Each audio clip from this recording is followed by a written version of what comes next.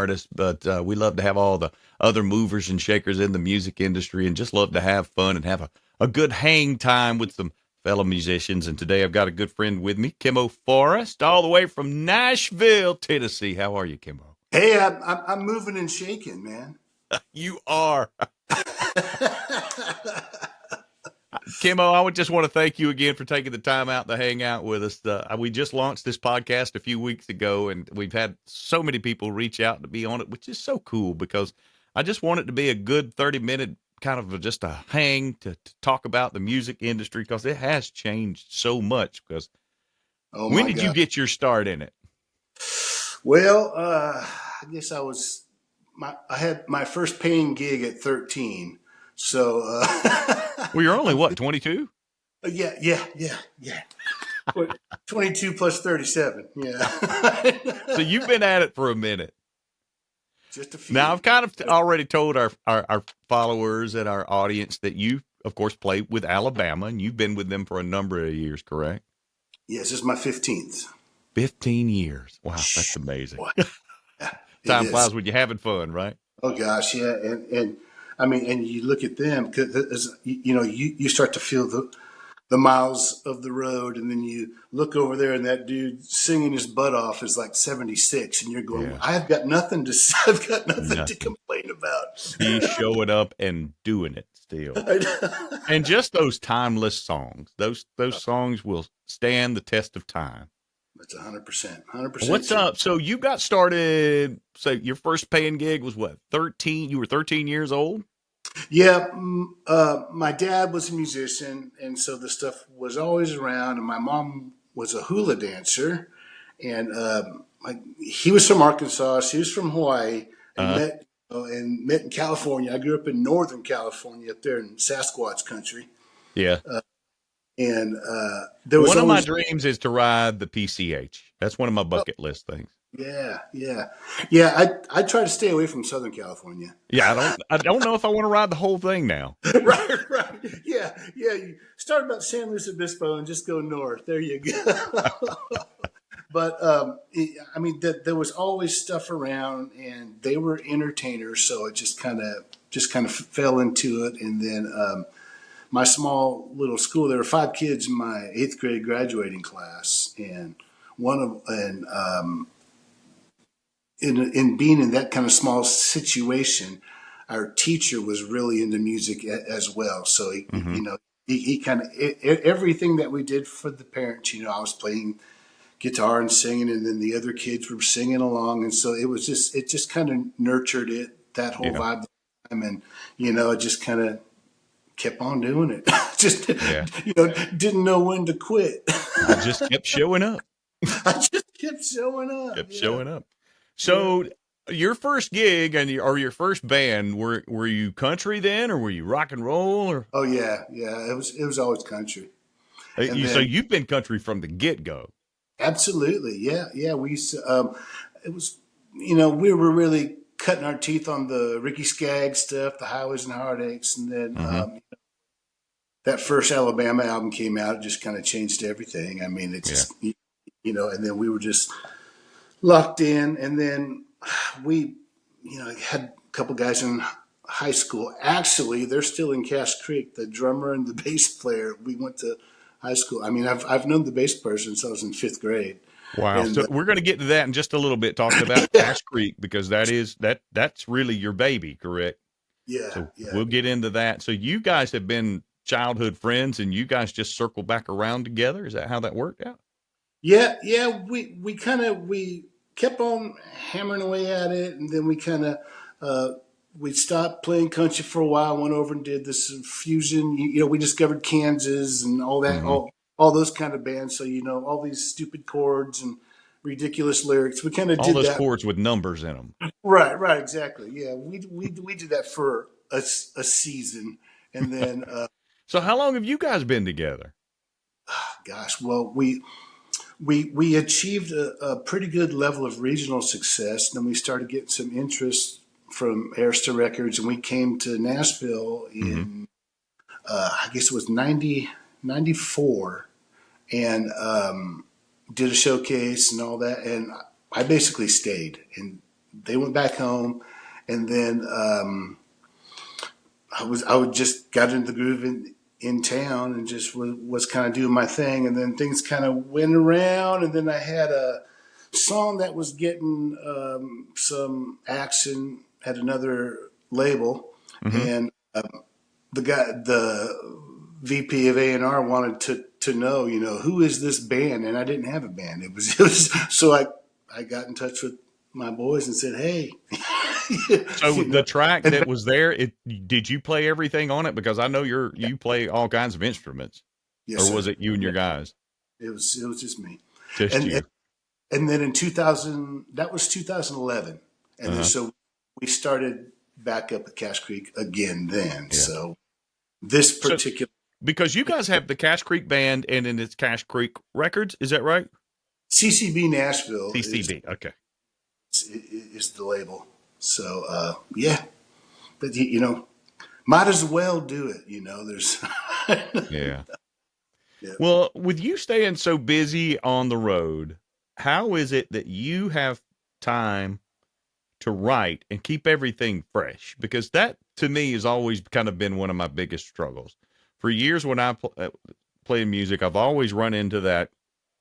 Sometimes that, I guess you call it the cover band rat race, where you just kind of get in that routine and it's like, okay, I'm making a few bucks here. So, and Yeah. I get sidetracked on my mission of writing. And now in my older years, I dedicate time every week. What do you, with your schedule, how do you figure it and do it? So, Well, I don't actually do a lot of writing per mhm. se anymore, where I sit down and write. I mean, I just But you did one. produce a lot, correct? Oh yeah, yeah. And so I usually get in on songs in that way, like Mhm. or like recently, just a couple weeks ago, I got with a lyricist, and he's giving me a whole bunch of stuff, so I'm putting music to that kind of stuff. But yeah, Yeah. it really is. I've got it's a 24/7 job, and it's I mean Well, I'm yeah, with producing's even more intense. I don't know if people realize this because we have a lot of just average people that just kind of want to watch this just to kind of see behind the curtain, if you will.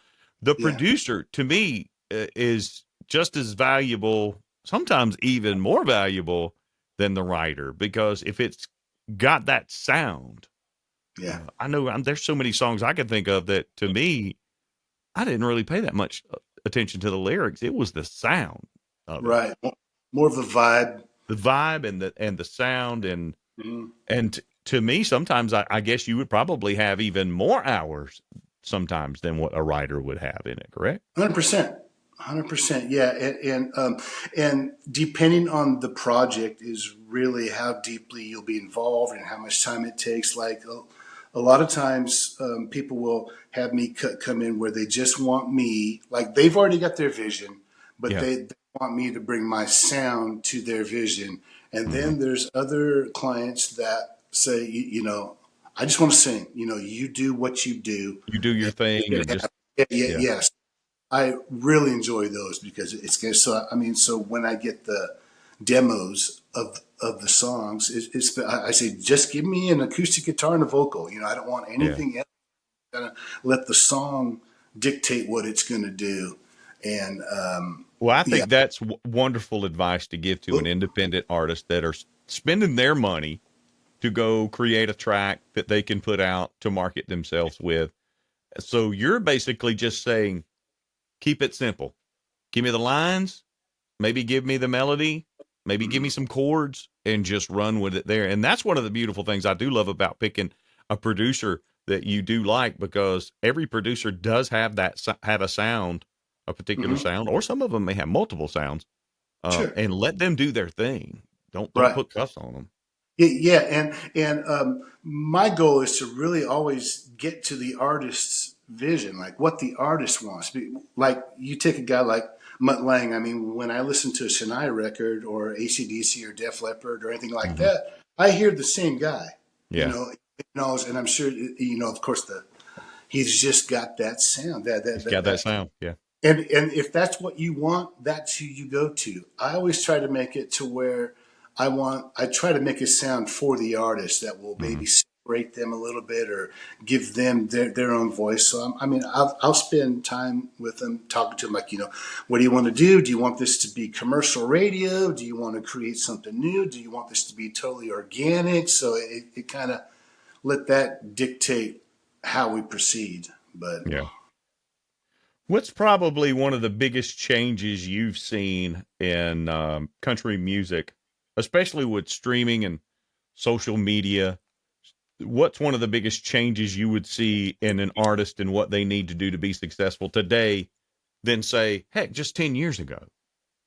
oh my gosh, you're a content creator now. You're not an artist. I mean, that is probably the biggest landmark thing it is, because the music really is secondary now. It's Yeah. like, It's part of your wheel.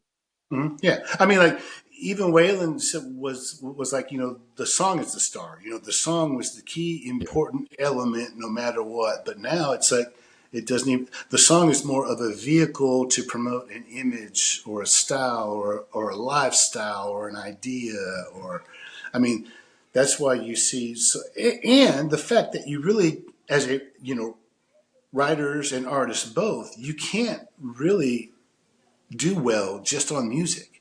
I mean, just on your sales. You got to get out there and bust it. You got to sell merch. You got to hit the road. You've got to do everything you possibly can. And it really is. It's. I really think the days of like where, I mean, if you think about it, we are still riding with the same superstars that we've had for decades, because and it was almost like those houses and those careers were built before the change, because after the change you get the song, and then there's Shabuzi, and then there's this guy, and there's this guy, and then they're gone just as quick as they're here, Just as quick as they show up. and you can always tell at the festivals, because you'll see like at I can't remember if it was Stagecoach or something, and you had like the headliners are like Jason Aldean, Nickelback, I mean that kind of stuff, and then the guy that has 5 number one songs and has the number one song that week has the 2 o'clock in the afternoon slot. I mean, there's not really that artist fan connection where they create the relationship. It's more of, I mean, because I mean, you remember back in our day and such, you knew everything about. You knew who played the darn steel guitar Oh, on man. "Look at Us" by Vince Well, Gill. that was such a great time to grow up, to just Right. put an album on, let it go, just hold the cover, read all the liner notes in it, Oh, and you yeah. don't have that anymore. Yeah, they're gone and they ain't coming back. Mm-hmm. It's just because, I mean, we're what, 3 or 4 or 5 generations into not paying for music. Music Yeah. is just there. It's available. And I'm not trying to be so doom and gloom and everything, but because I mean, I think we're still in the process of trying to see what's next, which is the same reason why, so many of the record labels with the 360 deals where they get a piece of merch, they get a piece of Of jewelry, everything, yeah. because you can't make it just on the music sales. 85% of people that when they put occupation that wrote songwriter in Nashville, they're gone. I mean, from like 10 years ago, 85% of that population that made their living as just songwriters, when you could have an album cut on a George Strait album, just an album cut, not a single, and make 40 grand that quarter. That's a pretty good year. Yeah. And if you had a single, forget it. But those days are over. It's They're, gone, they're isn't it? long I was gone. And speaking with a fellow artist a while back, and he's been very successful, doing really well for himself. And he went to the table. Well, one of the big guys wanted to talk to him, and they met, and they said, "Well, we love what you're doing. You're out there working your behind off, and you've got the great material. But hey, come back and see us when you have 1 million followers on there you this go. platform." Well, There at you go. that point, you don't need them. Right. I Right. mean, you really Right. don't. I mean, he Yeah. had to take you to the other level, but you got a Mhm. 1 million followers on any platform, you're going to be making a good living. Well, think about it too. You get $10 from 1 million followers every year if you're able to get. That's cool. I It's just not give me a bad. good 1,000. I just need Right. Exactly. I'm saying a that's good not 1,000 bad. of them. Yeah. So, yeah, like when you say, what have I noticed is the biggest difference? I mean, everything has changed. It's so, and I mean, of course, the younger generations and the next people coming up are going to make it their own, and they're going to have their nostalgia for these days, and they're going to have the same kind of feelings that we do about our time, about this Yeah. time. So it's hard not to, Just you think, Kimo, all our stuff will go gold when we're dead. know. Well, Van Gogh and all those guys, Yeah. Hey, we do it for the art, man. We It's do. the I do it. And honestly, I love going out and playing. And with my guys, my guy that produces me, Gary DiBenedetto, he and I have yeah, talked about this for years. And for so many years, I'm like, man, I just want one to blow up. I just want one to blow up. Now I'm like, you know what? We've got a pretty cool community, and we're home mostly every night for the most part. And we make a decent living with it. And we just love on the people that we get to see out there. And that's the attitude that I think a lot of artists really should embrace. It's like, just enjoy the ride. Don't worry about that viral piece of content, because you hit the nail on the head. Anything that goes viral is gone in a few days or a few weeks anyway. So just keep hammering and build something that'll last. So, mm-hmm. Yeah, yeah, and get those. I always say, find your people and feed them. find You your know, people people, the people that are digging what you're doing, and you just keep giving them content. I and mean, love on them and see how yeah, they're doing, and is just keep that relationship going. yeah. Yeah. You can hate on them too, which is what I do a lot. I do that with a lot of my fellow bands that we compete with around here. We just kind of razz each other a little bit on social media, because there's no such bad thing as bad advertisement, and we just kind of That's have fun. right. One of my buddies, he's a fellow drummer. He's got a band down here, and he sets up this humongous kit, Kimo. It's ginormous. And I always give him a hard time. I'm like, did you get with the county and pull a permit before you built that thing? Yeah, And yeah. it's all in good fun, because I Oh, love the guy, and I respect his work ethic, because that's way too much mess for me to pack up at the end of the night when I'm ready to go home. oh my gosh, yeah, yeah. No, no. The amps get smaller, the drum kit gets smaller. I'm looking at these things that hold your guitar in place too. Like you just sit your guitar and it says you can walk up to it, play You it, and just you can belly up walk. to it. You can just leave it there. That would be awesome. All right, so let's talk about this latest collaboration you have going on right now, because I'm, of Okay. course, a huge Alabama fan, always have been, even when I first saw him in Douglas, Georgia at Holiday Beach. This I don't even think you were even with him then, Kimmo, because this was a long time ago in a Probably not. galaxy far, far away. You Mhm. guys have done a tribute to him, I guess. Is that what we would call it? Well,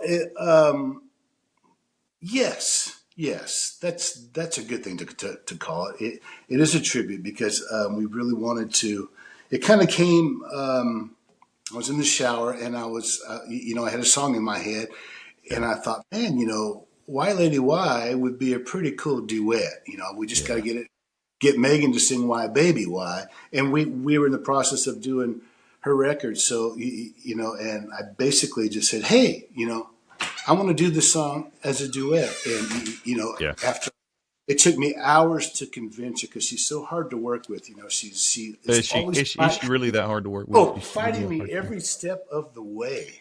And so, Guys, we're talking about Megan Mullins Owen. She plays with Kibbo in Alabama as well too. And actually, we're going to have her on next week's show. So she's going all to come on right, next week. So I'm so excited to have her on as well yeah, too. But yeah, let's talk yeah. about the track. So did you produce Mhm. the whole thing? Did you play on everything? Let's talk about Yes, it.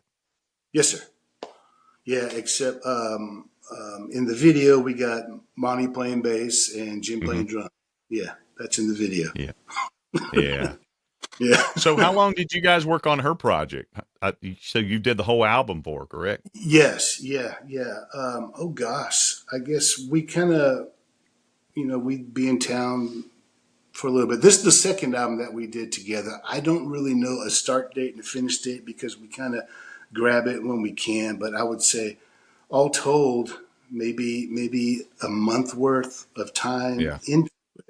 But I mean, she's such a pro. I mean, you know, she's been playing since she was three years old, doing 200 dates a year, and then Oh you know my gosh. she had the Broken Bow deal at 15. So I mean, when she comes in to do it, I mean, it's like, okay, yeah, that sounds great. Let's do it again, Yeah. you know. And then and it's another great thing. So I mean, it really is pretty quick with her. Yeah. She's just kind of got a. It's always And, fun when you work with good people too. oh It gosh, really is. yeah. And It's so like I funny you brought up John Mutt Lang as a producer. You know what I always thought would be the coolest country song to do? AC/DC's Have a Drink on Me. do it. Let's What do do you? it. Uh, I think it'd be awesome. Come on. I got the mic set Let's up lay already. it down, baby. That's it. We got it, don't we? Oh yeah, yeah, buddy. That'd be fun. I mean, I always even the thought that would be the coolest yeah, country cover, or excuse me, tribute song ever. Have a Drink on Me. When you think yeah, about the lyrics of it, I mean, it'd be a yeah, perfect country song. yeah, yeah. It's a drinking tune. I mean, So, how many dates a year are you guys doing right now with Alabama? Because it seems like every time I look on your Facebook, you guys are somewhere else. yeah, yeah. I guess it'll probably be. Oh gosh, it'll end up maybe around 30, 35. I think I think it'll be maybe more than 40. that. But I mean, you I don't basically know. just Yeah, yeah. I they run don't know. together after a while, don't they? They just yeah. We get on the buses, and just kind of show up and do it, Yeah, and it truly is astounding at how long those guys have been doing it, and they continue to yeah. do it and continue to roll. And I mean, we're just blessed to be I part of it. loved seeing the videos of Mark showing up a couple of weeks ago and playing Yeah, with you guys. yeah, that was fun. That was fun. Yeah, It's like, you know, that 16-year-old boy in me was losing his mind. It's like, oh gosh, you yeah. know, that's. But it was pretty cool, and I know it meant a lot to the fans. They were the Oh ones that, yeah, yeah. and it was a surprise. I mean, we found out as we were going on stage. So What? It was that short of notice? How did Tommy for the handle band, that? what's that? How Oh, did Tommy handle that? Tommy and Mark are friends. So yeah, yeah. So it was pretty crazy, but a I've good hit time. Tommy up. I'd love to have him on the show as well too, because Gary D just thinks the world of him as well too, and he tells me Dude's some of the bad. stories about back when he was in Nashville. And Gary even says he said, "Heck, man, there's a lot of times he made my rent and bought groceries for me. He has no idea how many times he saved my behind calling me in to play on songs. So he just Yeah. thinks the world of him. So, Oh, but Tommy is just a great dude. yeah. So let's talk about Cache Creek. How many dates are you guys Okay. doing now? Are y'all playing a good bit around town, or Oh what y'all's gosh, playing? no, we don't do a lot. We just got back from doing a special show out in Northern California for the FFA program at the high school we graduated from in Oh 1984. man, really? That's cool. You still Oh got man, your jacket? gosh, yeah, yeah, yeah. Of course I do. Does it fit? Yeah. Oh heck Mine no. doesn't fit. Mine does But not fit. I mean, I saw the lunch lady from the cafeteria. She was there. I mean, it was You bring that you kind. some sloppy joes. Oh gosh, it was a great time though. It That's was, cool. Well, if you but guys ever book some shows and you need an extra guy, just holler at me. I'll come hang with y'all. It'd be a oh lot of man, fun. I, I'd love a I good old mean, hang with y'all. yeah, yeah. Most. I mean, our drummer lives in California still, Mm-hmm. and Monty the bass player, he's down in Moultrie, so he's pretty close to you. Is he really? That's where Gary D lives. Really? Gary D's studio is in Moultrie. Are you kidding? Moultrie's like 20 minutes from me, dude. Yeah, I didn't even know that Gary wasn't in town anymore. I'm just No, I'm man, he's been Lord, I'm down a here for years.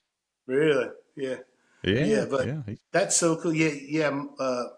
Monty and his girl, they got a good little laugh going down there, and he'll come up and play some shows when we get him booked, or he had an injury, so he hasn't been able to do a couple of the last ones. But we're Yeah.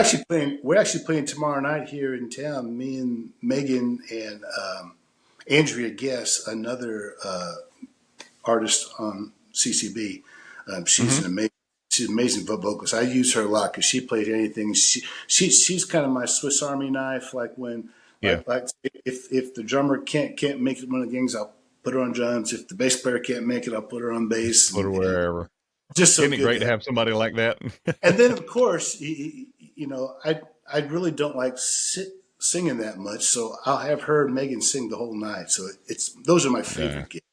Those are my Well, heck, favorite. man, give me a shout. I'll come up there and hang with you one night. We'll jam. We'll I have a think big you time. should.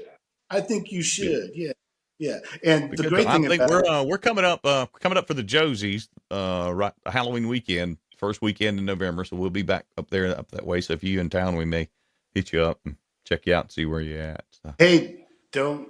I tell you what, Lloyd, you've done it now, buddy. I mean, you gave me the Well, word. we So always talk on Facebook. I do need to send you my number, I so mean, you just a, text me. a, a, a drummer and a singer all in one. Oh, I tell everybody I'm not a drummer. That's Oh, my joke. I tell her I'm not a drummer. I'm just a singer I'm just one, two, three, four. That's all. That's all you're getting out of me. that's what makes you a good drummer, though. That's what Gary says. He said I'll play with you any day because you're That's not right. fancy. You're just pocket. Oh, hey, that's job one. Keep because I mean, as a lead guitarist, you're looking for room all the time, and you Yeah, I just lay it in don't. there Yeah, nothing fancy, no flashy fills. I can't do none of that. I'm doing good to sing and play at the same time because it's kind of like this anyway, which I can't yeah. hardly do. I don't know how you do it. I mean, like when I don't because when I'm behind the kit, I won't even see backgrounds. I mean, it's like I've got to be So completely focused invested. on your rhythm I've got to or be your cadence. invested. Yeah, yeah, Yeah. yeah, yeah. Because it's like I mean, it's like as the bus driver, you don't want to be distracted. You want to Well, keep it's your eye it's funny. on. I played drums in high school, so I hadn't played drums in years. So, what had happened is we were trying to find a drummer for my band, and we tried a few of them, and they were good and whatnot, and I told Gary one day, I said, look. I bought a drum kit. I played drums in high school. I said, I can't make any guarantees. Let's just see what happens. And and that's it. I mean, it's just one, two, three, four, and it's no simple, no. I mean, I keep it simple, and apparently that's what he likes anyway. And Gary Yeah. runs the band anyway. It's got my name on it, but he's the one running everything. Oh yeah. So, Well, that's how it but should be. You you you well, got the to be the producer star, runs the man. band. Yeah. Well, let's get back on you, my friend. So, you guys have a boutique record label, which is so cool that I love that. And how many artists do you have underneath your umbrella right now? Let's see. I should have That many? I should have it like that, but I've got Well, that's fine. No worries because let's say five or if six. okay, and which I think for a boutique label that'd be perfect. I was honestly thinking you'd have less than 10 for Yeah. a boutique label, and I encourage artists if they are looking for a label because a lot of artists it is hard for them to probably front everything for their project, and if they're talented enough that a label wants to make that investment with them to help them make their project is amazing. What would be some advice you could give to an independent artist that's really struggling and has material, wants to make something happen, but they just need a little extra help? What's something that you would give them to encourage them to kind of coach them along? As far as advice or Well, if they wanted to if they wanted to sign with what would be an advantage to signing with an independent or a boutique type label? I mean, because let's face it, the big guys, they're not going to do anything with you unless you've got millions of followers and doing anything. So if they really want to get development, I guess that's what I'm asking for is Mhm. like a label that really wants to invest with an artist and to develop them. Or is that even a thing anymore? Well, the interesting thing is like we kind of live in that area where because there is no such thing as artist development anymore at the Yeah. labels. Okay. That was my big Yeah, question. So yeah, those departments are gone. it's all gone. Yeah, yeah. I mean, they had to streamline, and there's no need, especially when you've got, like you said, you've got this hunky looking cowboy hat wearing guy who's got a million followers. I mean, the work is done. They basically are the gatekeepers. So I mean, Mhm. it's a situation where we kind of live in that area where we can facilitate distribution, we can help with the social media, we can do all this. But basically, we are a studio, and then when I have clients that do a project, if we believe in the project overall, as a like I said, okay, we're going to put our name on this. It's not just being the producer or Sure. be in the studio, but we're basically going to put our stamp on it and say, yes, we believe in this product. We think you should too, and we're going to do everything we can to push it. As far as I guess consulting and point, saying these are the people you should talk to for this. These are your Spotify playlisters. These are the people you should talk to. This is the PR Yeah. people you should talk to, and just kind of guidance that way is how we work, So basically. say if a young person now, young lady, young man, they're a singer songwriter, they're doing their thing, they're doing the social media thing. Is that the main thing they should be focusing on before you get a hold of them, really? 100%. So just basically write your songs, put your lyrics in there. Don't even really focus so much on the melody so much, or maybe come up with like a basic melody. Yeah, yeah, yeah, yeah. And as you can, I mean, it really is the footprint that you have. What your reach is, and The that's community. that's where it always comes back to every single time. I mean, I've sat across. I'm not going to say names, but I mean, given an artist in a full project done to head of A&R at a major label.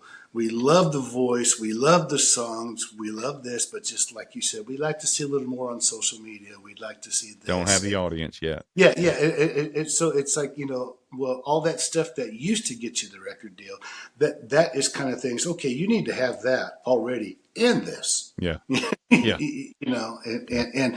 and a lot of times the this will trump the that. I mean, if you're reaching multi millions of people and they are into what you're doing, they want to know about you. I mean, they want to know what kind of clothes you're wearing, because there's just Yeah. so many more opportunities for them that way, where it really, like we said at the top of this, the voice is secondary, the sound, That is one of the even the things song. that's amazing to me nowadays because of a lot of the artists I follow. You hit the nail on the head. These folks want to know how your day's going. How did the process start of writing a song, or how did that process start of recording a song? Because I tell independent guys all the time because I try to network and some of the younger guys I kind of give them a little bit of advice. I'm like, look, whenever you're in the studio, whenever you're writing, just take some little quick videos and post that stuff. People love that stuff, Eat it and up, just eat it up. include them in. Yeah, yeah, because they want to be a part of the process. Yeah, yeah, They want to feel like they're invested emotionally in what you are doing. So when you achieve yeah. whatever success you're going to achieve, they're able to say, They're "Hey, like, we helped them do that, and they did. They yeah, did help them. exactly." And it really is a generational gap to where like the older artists and folks like us, because we figured it out. We knew what you had to do. We worked on that stuff, and then the rules Yeah, changed, and now it's a whole different thing. So there's a lot of hold like a lot everybody. of these, oh gosh, a lot of these social media people. I mean, they're 18, 19. Like we have a fellow that travels with Alabama sometimes, and he'll come out with his camera, just real quiet, have his little corner, and I mean, by the weekend we get back, there is this pro looking full concert video, Alabama. And it's on Facebook and it's got all the lights and all the stuff. It's like he did that with this darn laptop sitting there while we were, Isn't it crazy what you can do now riding. just with a cell phone?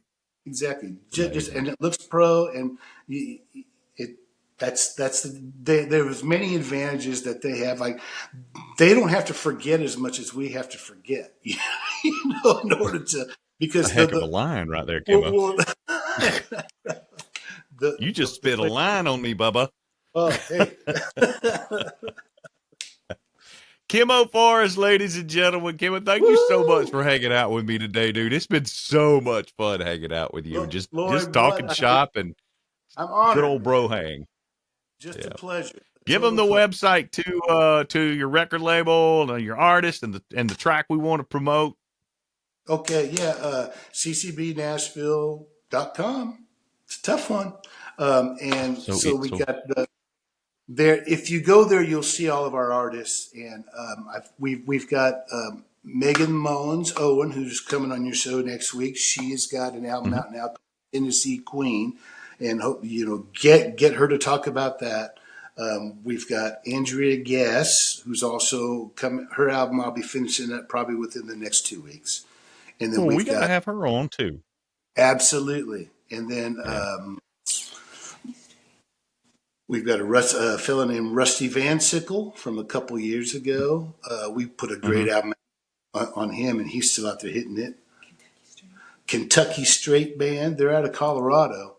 And Travis William is a great singer, and we did a great album. And then Tommy played drums on it, too. So we were talking about Tommy earlier. And then Riley Breaker. She has an album out called X's, and then Trent Pruitt. He's a young guy. He actually we did an album on him, and he has a single out. But he just joined the Sons of the Pioneers as a touring member too, and so it's really he's just he got himself a paying gig. Got himself a paying gig. That's right. So and still promoting his stuff. So yeah, but if you go to the website, you'll see all the artists we have. We check it out. Give it to them one more time. They're all amazing. ccbnashville.com. ccbnashville.com. Kimo Forrest, thank you, my dear friend, for hanging out with me today. I appreciate you Lloyd, so much. You're the best.